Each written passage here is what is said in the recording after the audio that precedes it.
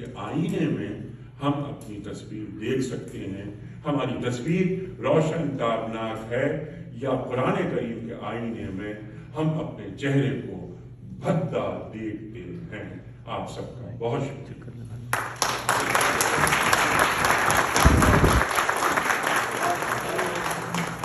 نہیں میں صرف یہ ایک تو شکریہ آپ تمام حضرات کا. اور اگر کوئی سوال آپ کے ذہن میں ہے اس گفتگو سے متعلق، یعنی وہ فقہی نہ ہو، ایسا کوئی سوال مسلکاً کوئی اختلاف پیدا نہ کرتا ہو، کوئی سوال اگر ہو تو بتائیے، میں یہاں موجود ہوں. نبی اور رسول میں کیا فرق؟ رسول کے ساتھ شریعت آتی ہے، نبی کے ساتھ شریعت نہیں آتی. رسول ایک کتاب آئے.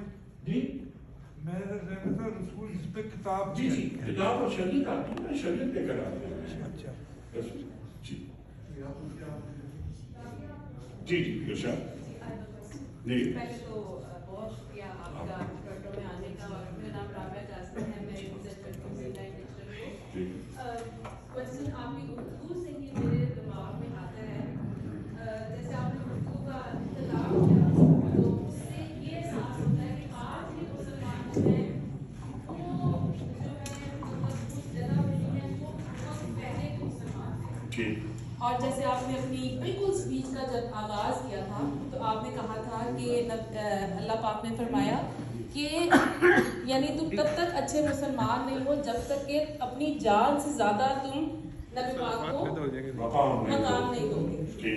تو یہ تو بہت ہی فریش سیم تھی خدا کی جب اسلام وجود میں آیا یا اسلام ایز اے ریلیجن آیا. بہت فریش سیم، ٹھیک ہے. اور ایک دوسری سے آپ نے کہی بالکل سٹارٹ میں آپ نے کہا کہ خدا نے کہا کہ قرآن پاک میں فرمایا کہ جو رسول تمہیں دیتے ہیں وہ لے لو اور جس چیز سے منع کرے اس سے منع ہو جائے. ہم تو 1400 سال بعد کے مسلمان ہیں، ہم نے غلطیاں ہو سکتی ہیں، ہو سکتا ہے ہم نے صحیح ہماری تربیت میں ایسا قوم بات کریں، لیکن نبی پاک کی رحلت کے 50 سال کے اندر نبی پاک کی مطلب نواسے جو ان کو جان سے پیارے تھے، جن کو اپنے بیٹے کہتے تھے، 50 سال پورے نہیں ہوئے نبی پاک کی رحلت کو، انہیں شہید کر دیا گیا. تو اس زمانے کے مسلمانوں نے کیوں نہیں وہ گائیڈنس یا وہ مطلب اس طرح کے میسج کو کیوں نہیں سمجھ پائے؟ یہ ایسا کیوں ہوا؟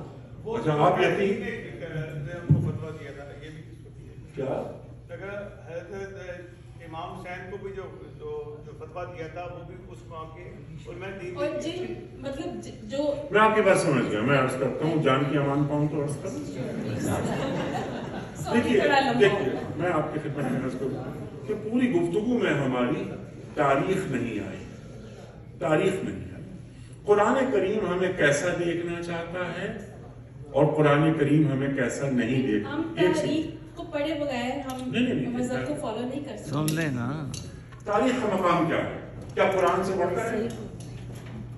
قرآن نے کہا کہ جو نبی کہے وہ لے لو، جو جس سے نبی منع کرے